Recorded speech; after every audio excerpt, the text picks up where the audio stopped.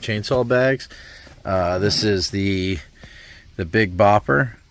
Inside the bag I have a Stihl MS460, a 1 gallon container of fuel, and also 1 gallon of bar oil with plenty of room to spare.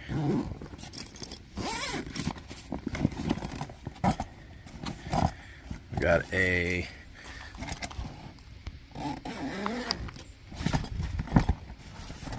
.20-inch bar on there,